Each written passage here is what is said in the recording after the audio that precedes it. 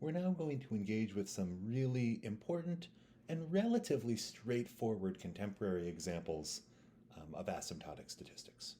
So let's imagine we have a clinical trial with two arms, and let's imagine we have equal randomization of patients to each of those two arms. So one could imagine that we have n total patients, and n1 of them are on arm 1, and 2 are on arm 2. Arm 1.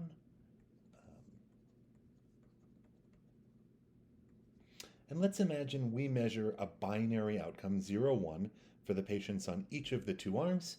Let's imagine a positive response. A response of 1 is better than a response of 0. And in this case, we are aiming to identify if the response probability on arm 1 is larger than the response probability on arm 2. So let's label those response probabilities, say P1 and P2 respectively. And our null hypothesis is that maybe P1 is exactly equal to P2. The response probabilities on both arms are the same. One quick thing to note is there are a lot of equivalent ways to rewrite this null hypothesis. The different ways we can write this null hypothesis result in different summaries or statistics that we might look at when evaluating if the null hypothesis is true. So one simple modification is we can say the null hypothesis states that P1 minus P2 is 0. Additionally, if rather than looking at a difference, say we are looking at a ratio, it also says that P1 divided by P2 is 1. And finally, we could look at something like an odds ratio. So it equivalently says that P1 over 1 minus P1, that whole thing over P2 over 1 minus P2, this is the odds for group 1 divided by the odds for group 2, that this is equal to 1, and we could equivalently say that the log of that odds ratio is equal to 0. So all of these are equivalent null hypotheses that say that the response probability on the two arms are the same. However, the way we think about this null hypothesis will often intimate which statistic or which evaluation or summary we use. So let's begin here looking at the difference. In this case, we might consider looking at the proportion of responders on the first arm minus the proportion of responders on the second arm. And this we could think of as an empirical risk difference. If this difference is close to 0, that would indicate we have very little evidence against our null hypothesis. Alternatively, if this difference is large in absolute value, either a large positive or a very negative number, then that would give us generally strong support against the null hypothesis that the difference is 0 or that the probabilities are equal. So how do we evaluate if this difference is large or small? Heuristically, we can think about the distribution of this difference essentially using a Gaussian heuristic. So here, the central limit theorem tells us that each of these is roughly normally distributed. And in addition, we know they're independent because they're using patients from separate arms. And we're imagining that the outcomes of those patients are independent. And so their difference, the difference of two Gaussians, is itself Gaussian, and the continuous mapping theorem says that that's essentially true for asymptotically Gaussian distributed random variables as well. So we're going to do this heuristically, then we will formally justify it. So heuristically, I'm going to say this is approximately normally distributed with mean P1 minus P2, and variance, I'm going to have to work that out. So what is the variance of this difference? P hat 1 minus P hat 2. Well, these two we're saying are independent. So the variance of the difference of independent things is the sum of their variances. So that's variance of P hat 1 plus variance of P hat 2. And the variance of P hat 1 is going to be P1 times 1 minus P1 over n. This is just the variance we get from binomial proportions. And similarly, for the second, we get P2 times 1 minus P2 over n, I guess I should say n1 and n2. And so then this quantity would go up there.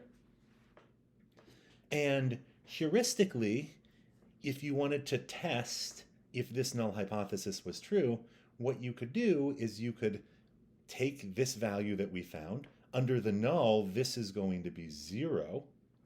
And you could approximate this, right? This is a variance that we don't actually know, but we could approximate it by putting in hats.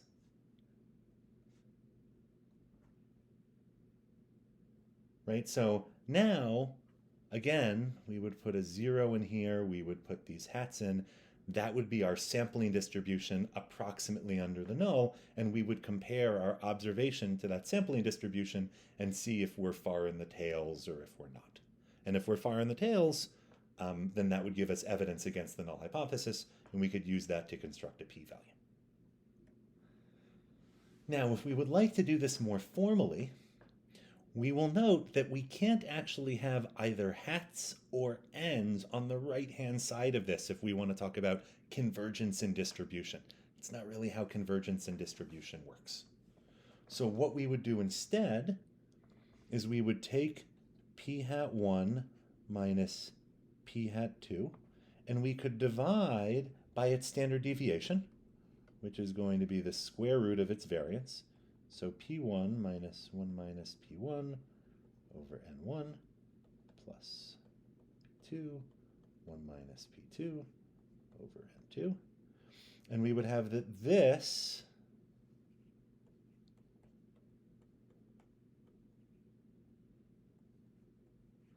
converges in distribution to a normal with mean 0 and variance 1. So again, I've moved from this, where I have this piece on the right-hand side, to a centered and scaled version where I'm allowed to have ends on the left-hand side. That gives me this convergence in distribution to a normal with mean 0 and variance 1. Note there are no ends or hats on this side. So this is just the central limit theorem that we have so far. And maybe you could argue that this engages the continuous mapping theorem. Now, this doesn't quite do what we want because we have p's rather than p hats in the denominator. And so if we want to change the p's to p hats, we can do that, and we still have this same convergence and distribution, and now we have to invoke Slutsky's theorem. So what happened, we used the central limit theorem. That gave us that original result, plus Slutsky's theorem,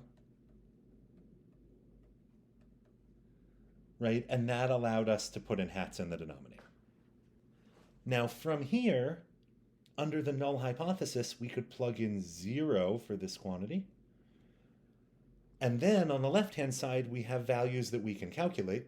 And so we would calculate this statistic, and we would compare it to a normal 0, 1, and we would see if we were in the tail or not in the tail. Right? And that would give us a p-value. And that will actually give us an identical p-value to what this heuristic above that wasn't as formally justified would have given us. All right, now we might want to consider this null hypothesis that the ratio is equal to 1. Right? It's the same null hypothesis, just a different way of formulating it. And in this case, this leads us to think about the relative risk. So in order to estimate this ratio, P1 over P2, we might look at P1 hat over P2 hat. And again, if this empirical ratio is close to 1, then that doesn't give us any evidence against the null hypothesis. If the empirical ratio is close to 0 or really large and positive, then that gives us evidence against the null hypothesis. Again, how do we evaluate if this is large or small? How do we think about calculating a p-value here? So we're going to talk about two ways to do it, one very direct way, and then another way that's a little bit slicker and has maybe slightly nicer properties, but is not much harder. So the first thing we're going to do is we're going to think about the sampling distribution of P1 hat over P2 hat, and in particular, we're going to look at P1 hat over P2 hat minus P1 over P2. I guess the first thing to note is that if we look at this piece alone and think about whether or not it's consistent, whether it converges in probability to P1 over P2, we get that P1 hat converges in probability to P1, P2 hat converges in probability to P2, and an application of the continuous mapping theorem for convergence in probability tells us then that this ratio converges to P1 over P2. So our estimator will be consistent, but we want to know about its sampling distribution, right? Not just does it converge here, but what does the sampling distribution of this look like around its center? So how do we do this? We're going to use the delta method, but I'm not just going to formally plug in. I'm going to have us kind of think about what's going on with the delta method here. So we can think of the ratio as a continuous and differentiable function of P1 and P2. So I'm going to write this in terms of generic variables A and B. Let's think of g of A and B equals A over B. And we can calculate the gradient. The gradient of this is now a vector. And the first component is 1 over b, and the second component is negative a over b squared. So now what we're going to do is we are going to imagine that this ratio is really close to this ratio, and we are going to use a linear approximation of this ratio function, centered at P1 over P2. So what do? We say, okay, P1 hat over P2 hat is approximately equal to P1 over P2 plus, so again, this is where it's centered, and now we have to look at the contribution that comes from P1 and P2 hat being slightly different than P1 and P2. So P1 hat minus P1, P2 hat minus P2. And now we plug in the gradient evaluated at P1 and P2. So this is 1 over P2 and negative P1 over P2 squared. So again, I'm just linearizing this function g. G of A and B is A over B, centered at A equals P1 and B equals P2. And there are some remainder terms here that I'm not really going to worry about. They are much smaller than these terms. And we'll go into that in more detail as we go on in the course. And if you've seen the formalism of the delta method, you have seen how to show that these remainder terms are negligible. So now let's move this over to the left-hand side and see what we have left on the right-hand side. So moving this over to the left-hand side, we have P1 hat over P2 hat minus P1 over P2, exactly the difference we wanted, is approximately equal to this piece times this piece times this. So it's 1 over P2 times P1 hat minus P1 plus negative P1 over P2 squared. And again, I've ignored the remainder term here. If we look at this, however, this piece is going to be asymptotically normal, right? The only random part is this. This piece is going to be asymptotically normal. Each of these is multiplied by a constant, which doesn't change whether or not it's asymptotically normal. It just changes the standard deviation. And these two pieces are independent because P1 hat and P2 hat are calculated using non-overlapping groups of people. So each of these is going to be roughly normally distributed. And in fact, the expectation of P1 hat is P1, and the expectation of P2 hat is P2. So these are going to be mean zero normal random variables, and all that remains is calculating the variance and eventually the standard deviation of these. So excellent. So let's do that. Let's figure out what the variance of this is. So the variance of this piece, all of this goes in there. So the first one, this is a scalar, so we can take it out and square it. So 1 over P2 squared.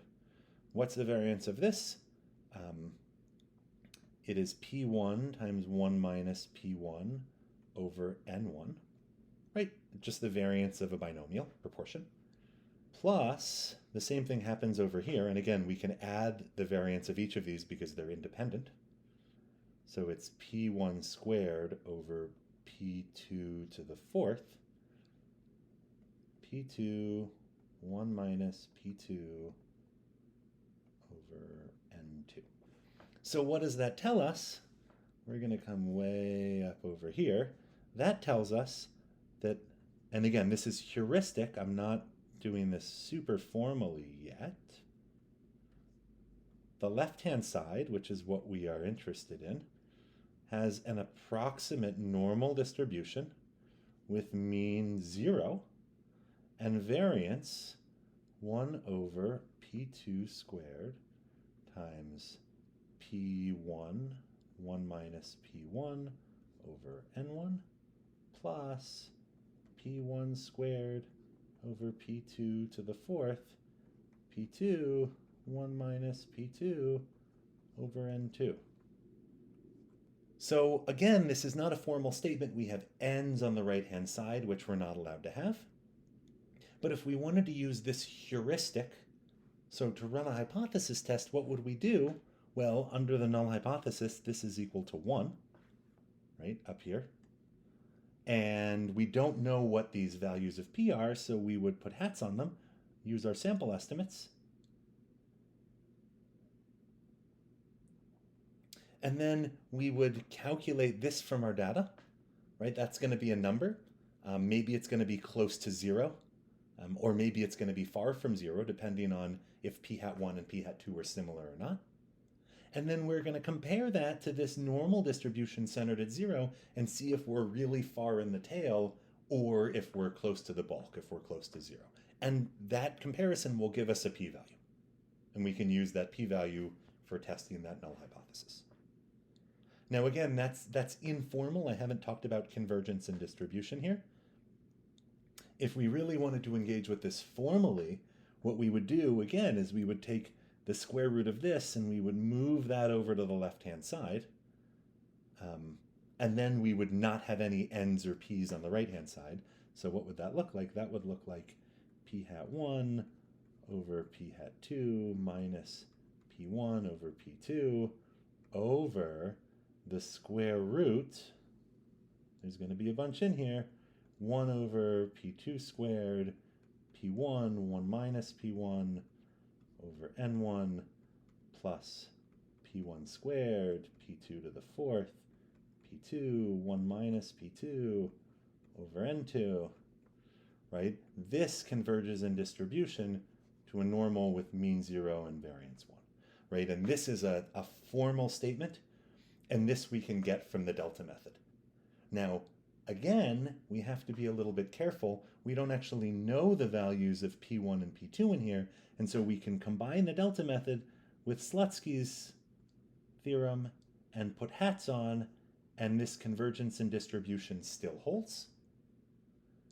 And so under our null hypothesis, we could substitute 1 in for this guy, and calculate this statistic and compare that to a normal 0, 1 and see how far we are into the tails.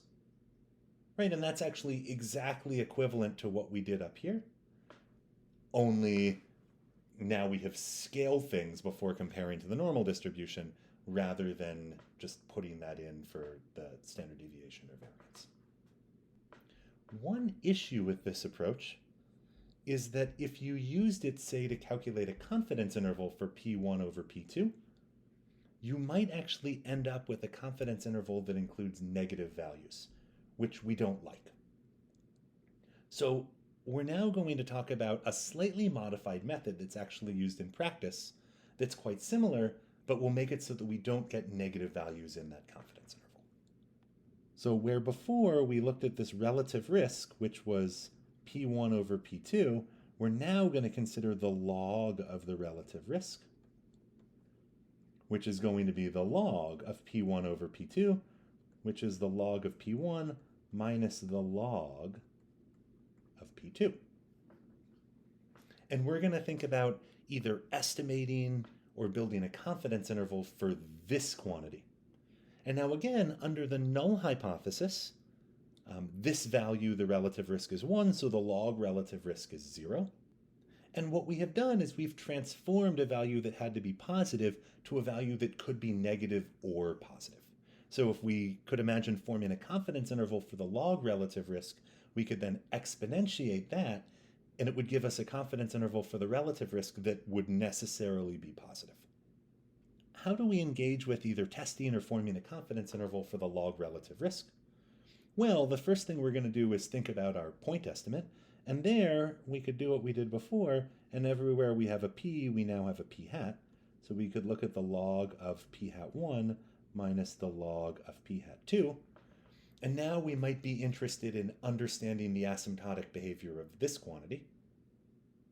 And again, we would use the delta method for this. We first note that actually each of these two were independent, right? Again, because p hat 1 and p hat 2 were estimated using totally non-overlapping groups of people. So we could actually analyze the asymptotic behavior of each of these independently if we want, and then use something like the continuous mapping theorem to combine them. So let's do that. So let's look at log p hat 1 minus log p1. So again, we're going to do this with the delta method. We're going to note that the derivative, if g of a equals log of a, then the derivative, here I'm going to say g dot because it's one-dimensional, of a is 1 over a. So we can do a Taylor series approximation centered at p1, and I'm already moving this over to the left-hand side. That would say the log of p hat 1 minus log of p1 equals p hat 1 minus p1 times 1 over p1 plus something small.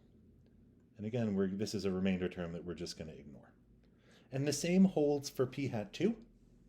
So I can rewrite this quantity as log p hat 1 minus log p hat 2 minus log p1 minus log p2 is equal to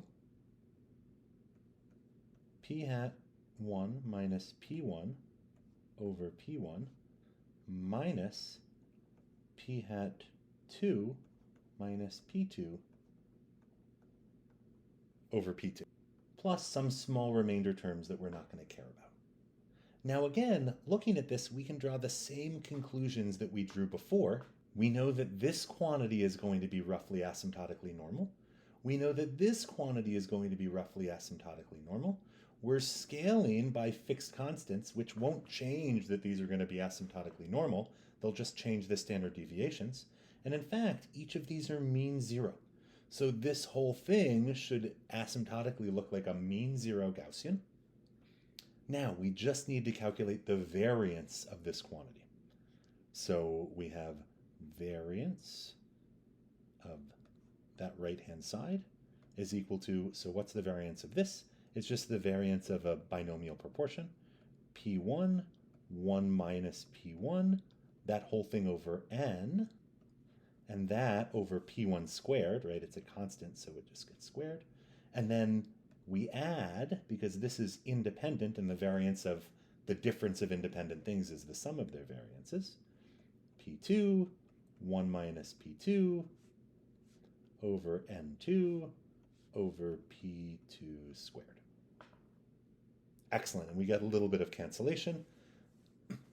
And then we now have our variance or our standard deviation. So again, informally, we could say this quantity minus what it's centered at, right? And I'm just going to call this log RR hat minus log RR, right, is approximately normally distributed with mean 0 and variance, let's write it out, 1 minus P1 over P1 N1 plus 1 minus P2 over P2 N2. And now we could use this for testing, right? Under the null hypothesis, again, we would plug in 0 here, we would put hats, right? We would put hats on the right-hand side for those P1s and P2s that we don't know, and we would compare this empirical value to that normal distribution and see if we're in the tail. Alternatively, to form a confidence interval, we could look at log RR hat plus minus, say it's a 95% confidence interval, 1.96 times this standard deviation, right? Square root of 1 minus p1 over p1n1 plus, running out of room, p2 over p2n2. And here we would again have to put in hats because we don't know what those are, and one could justify this using Slutsky's theorem and pivoting. Now, one final piece. So this is a confidence interval for the log relative risk. If we now want to take that and turn it into a confidence interval for the relative risk, what would we do? We would exponentiate both of the endpoints. So you would calculate your confidence interval. That would give you two endpoints, the lower endpoint, say, and the upper endpoint. And then your new confidence interval for the relative risk would be e to the lower endpoint and e to the upper endpoint. And again, the lower and upper endpoints may be negative numbers, they may be positive numbers. This will give a confidence interval for the relative risk that is always positive. And this is often what's done in practice.